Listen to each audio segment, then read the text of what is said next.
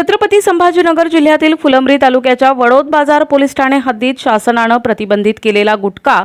छत्रपती संभाजीनगर शहराकडे घेऊन जाणारं वाहन आणि आरोपीला पकडण्यात पोलिसांना यश आलं असून 16 लाखांचा मुद्देमाल जप्त केलाय। ही कार्यवाही फरशी फाट्यादरम्यान करण्यात आली आहे। महाराष्ट्र शासनानं प्रतिबंधित केलेला गुटखा वडोद बाजार पोलीस ठाणे हद्दीतील फरशी फाट्यादरम्यान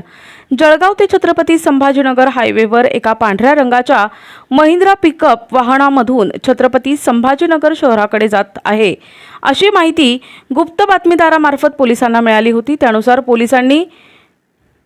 गुप्त बातमीदारानं सांगितलेल्या वर्णनाची महिंद्रा पिकअप थांबवली असता वाहन चालक शेख पप्पू शेख दगडू वय 45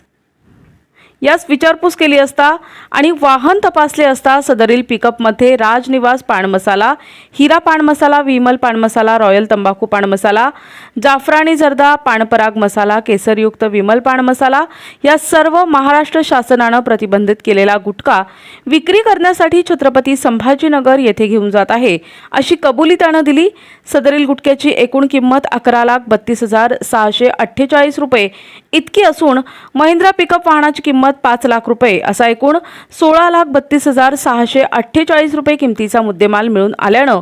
सदरील कारवाई छत्रपती संभाजीनगर ग्रामीण पोलीस अधीक्षक विनय कुमार राठोड, अप्पर पोलीस अधीक्षक सुनील लांजेवार, स्थानिक गुन्हे शाखा पोलीस निरीक्षक सतीश वाघ यांच्या मार्गदर्शनाखाली स्थानिक गुन्हे शाखेचे police head constable Kasam Shaikh, Sunil Kharat, Vitthal Doke, Gopal Patil, Rahul Gaikwad, आनंद घाटेश्वर यांनी केली आहे। प्रतिनिधी दादासाहेब काळे, NTV न्यूज मराठी, छत्रपती संभाजीनगर।